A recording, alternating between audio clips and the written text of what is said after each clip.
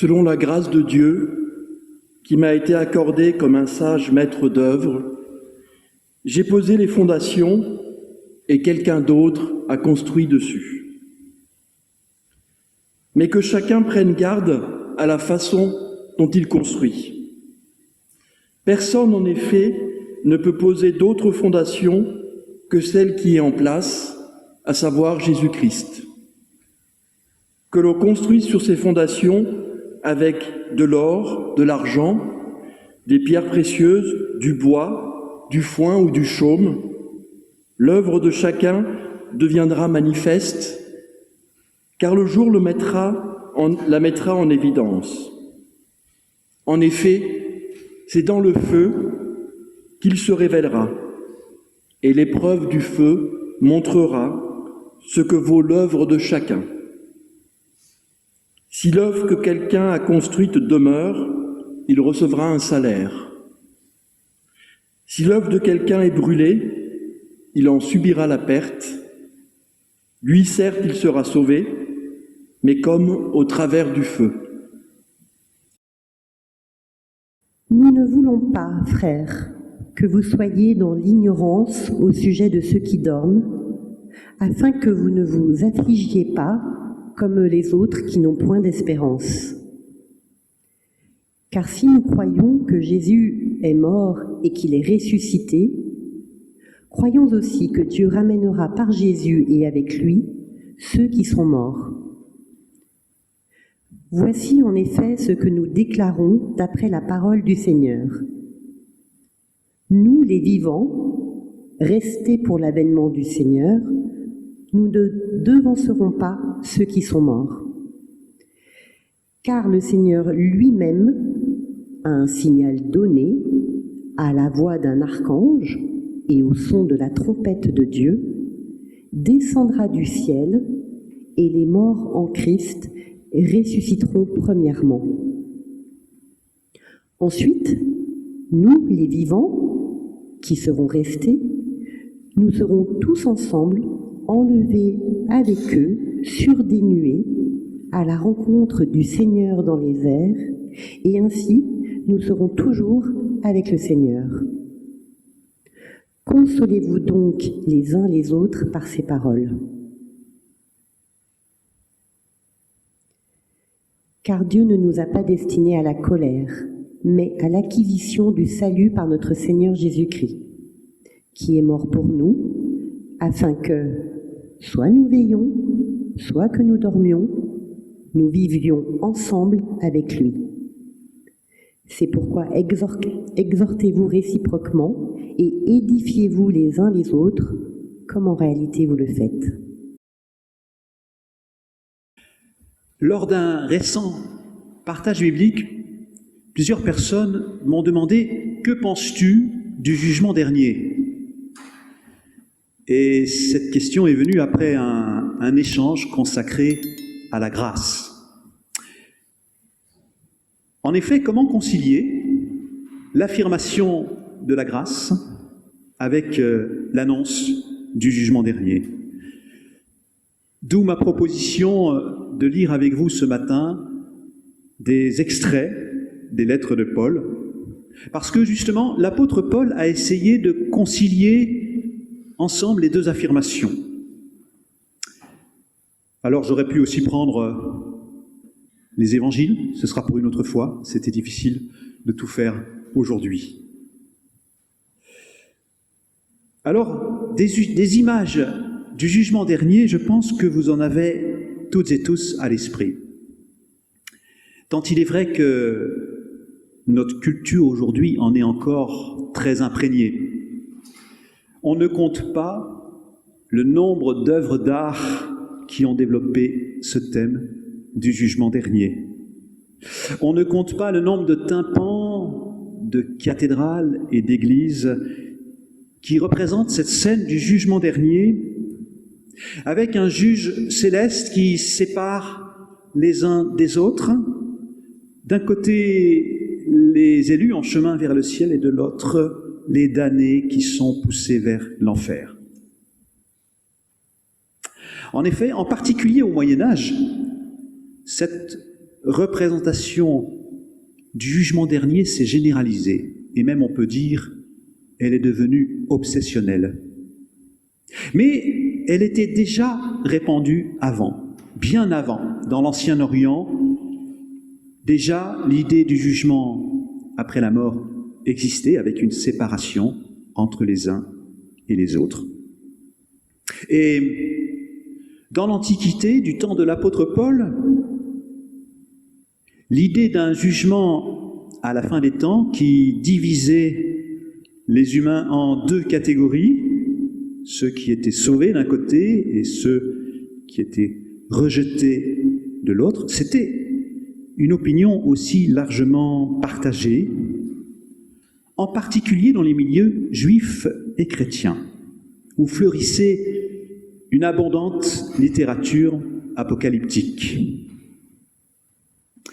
Dans le Nouveau Testament aussi, on trouve des traces de ces images apocalyptiques qui mettent en scène le jugement dernier se traduisant par une séparation entre les uns et les autres.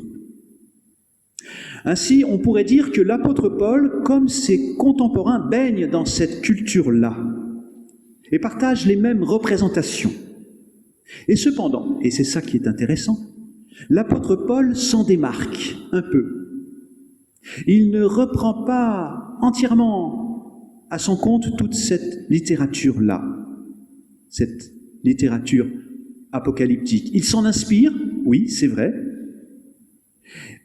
mais, et s'il s'en inspire, c'est aussi parce que c'est le langage de ses contemporains, c'est le langage dans lequel résonnent beaucoup de personnes à ce moment-là. Il s'en inspire, mais en même temps, il subvertit ce langage apocalyptique. Il le transforme de l'intérieur. D'abord, lorsqu'il écrit aux Thessaloniciens, c'est sa lettre la plus ancienne, on remarque une première transformation. Vous l'avez entendu, il emprunte au langage apocalyptique les images des anges, de l'archange, de la trompette, et puis de la descente du Seigneur venu du ciel, ce Seigneur étant tout de suite identifié à Jésus. Mais dans ce texte, l'activité de Jésus est de relever et d'emmener avec lui toutes celles et ceux qui sont appelés enfants de lumière, sans que d'ailleurs on sache très bien ce que sont ces enfants de lumière. Et donc il n'y a pas de séparation a priori entre les chrétiens et les autres. Et ici, l'activité de Jésus n'est pas celle d'un juge qui condamne, qui punit, mais plutôt celle d'un sauveur qui relève, qui emmène avec lui. Ensuite, quelques années plus tard, l'apôtre Paul écrit ces lettres aux Corinthiens, cette fois.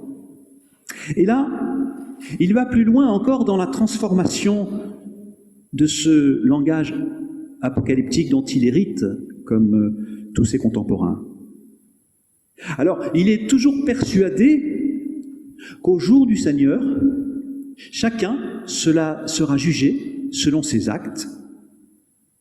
Il est toujours persuadé qu'il nous faudra comparaître en pleine lumière devant le tribunal du Christ, ce fameux jour, je le cite, où l'œuvre de chacun sera mise en évidence, le jour du Seigneur la fera connaître, car ce jour se manifeste par le feu, et le feu mettra à l'épreuve ce que vaut l'œuvre de chacun. Celui dont la construction résistera recevra un salaire, celui dont l'œuvre sera consumée par le feu n'en aura pas.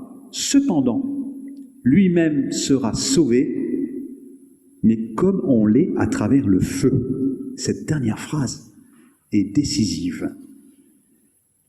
Chacun sera sauvé, mais comme on l'est à travers le feu. Oui, je trouve cette phrase importante car elle distingue les œuvres de la personne qui les commet.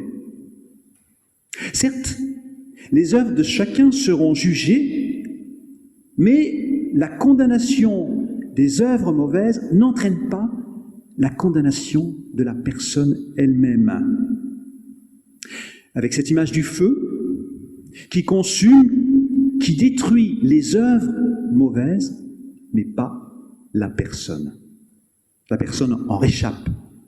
Elle est sauvée, affirme l'apôtre. Alors, excusez ce détour un peu long par ces explications sur la littérature apocalyptique, mais je crois qu'elles étaient nécessaires pour vous montrer comment Paul infléchit cette croyance si répandue à son époque d'un jugement dernier qui sauve les uns et qui rejette les autres.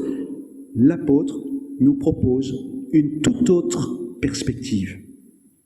Alors la question qui se pose maintenant, c'est d'interpréter pour nous aujourd'hui le message de Paul. Alors que le langage apocalyptique n'est pas tellement notre langage, qu'il est étranger à notre culture, comment allons-nous reformuler dans notre langage d'aujourd'hui le message de Paul ? Alors certes, il n'y a pas qu'une reformulation possible, alors je vais vous proposer une lecture parmi d'autres, une lecture existentielle, qui va nous amener à nous interroger sur ce que cela signifie pour nous aujourd'hui. Oui, aujourd'hui, et non pas dans un futur lointain qui serait appelé la fin du monde ou la fin des temps. Aujourd'hui, parce que c'est l'ici et le maintenant qui intéresse Paul. Et c'est en cela qu'il se démarque de la littérature apocalyptique qui cherche à décrire ce que sera la fin. Pour l'apôtre, c'est l'ici et le maintenant qui importe. Première grande affirmation. L'apôtre Paul ne cesse de proclamer que Dieu est grâce. C'est la découverte qui a bouleversé et réorienté toute sa vie. C'est sa rencontre avec Jésus-Christ sur le chemin de Damas. C'est cela qui fonde sa foi désormais. Il a compris qu'il était sauvé par la grâce seule, c'est-à-dire par l'amour inconditionnel de Dieu, bien qu'il soit toujours pécheur. Et cependant, la grâce de Dieu n'efface pas pour autant tout jugement.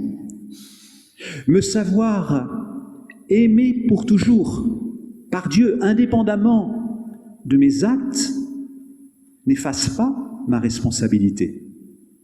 D'ailleurs, il y a une objection que j'entends souvent lorsque je dis que notre dignité, notre valeur dépendent de sa grâce seule et non pas de nos mérites. Alors, on me répond, c'est trop facile. Dans ce cas, chacun peut faire ce qu'il veut, si ses actes ne comptent pas, s'il n'a pas à en payer les conséquences. Alors aussitôt, je réponds, si les actes de chacune et chacun sont importants, et ce n'est pas parce qu'ils ne nous privent pas de l'amour de Dieu que nos actes ne comptent pas aux yeux de Dieu.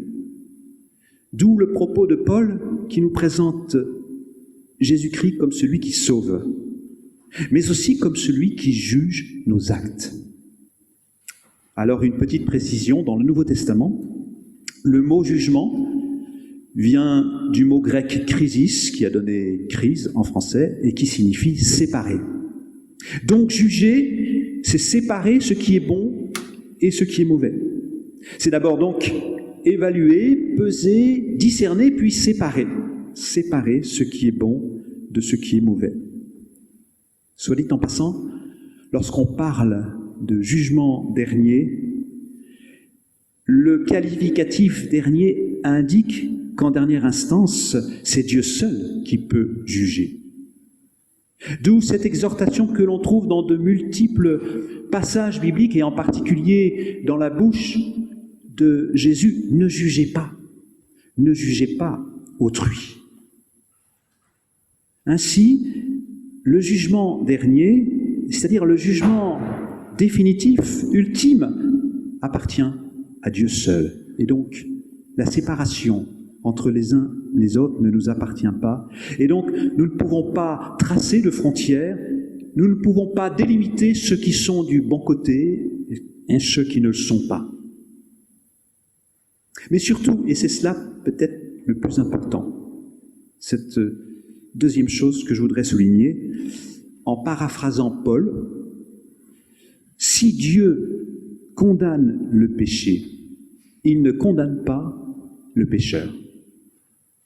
Autrement dit, il distingue la personne de ses actes, avec cette image du feu qui, dans la construction d'une maison par exemple, brûle les matériaux mauvais, mais laisse indemnes les personnes, ces personnes dont l'apôtre nous dit qu'ils seront sauvés comme au travers du feu.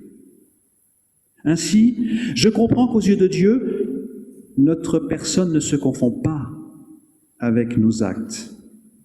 Ou pour le dire avec d'autres mots, notre identité ne se réduit pas à nos actes passés. Fondamentalement, notre valeur, notre dignité dépendent de son amour seul. Affirmer cela, c'est essentiel. Mais il est tout aussi important d'affirmer que dans son amour, Dieu nous rend libres et responsables. Responsables, c'est-à-dire au sens étymologique du terme, appelés à répondre de nos actes, appelés donc à prendre conscience de la portée, des conséquences de nos actes. C'est ainsi que, dans chacune de ses lettres, l'apôtre Paul ne manque jamais d'adresser de multiples exhortations à ses destinataires.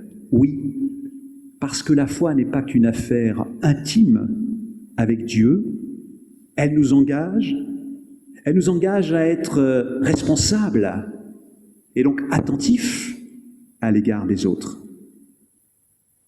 Dans un monde où souvent les ambitions personnelles sont plus fortes que le souci des autres, il est bon d'être conscient du poids de nos actes. Il est bon d'être attentif, en particulier aux relations que nous entretenons les uns avec les autres. Il est bon d'entendre, par exemple, cette exhortation par laquelle l'apôtre Paul termine sa première lettre aux Thessaloniciens. Je vous la lis. Nous vous y encourageons, frères, on pourrait dire frères et sœurs, nous vous y encourageons, avertissez les indisciplinés, réconfortez ceux qui sont abattus, soutenez les faibles, soyez patients envers tous, prenez garde que personne ne rende le mal pour le mal, poursuivez toujours le bien, les uns à l'égard des autres, comme à l'égard de tous. Amen.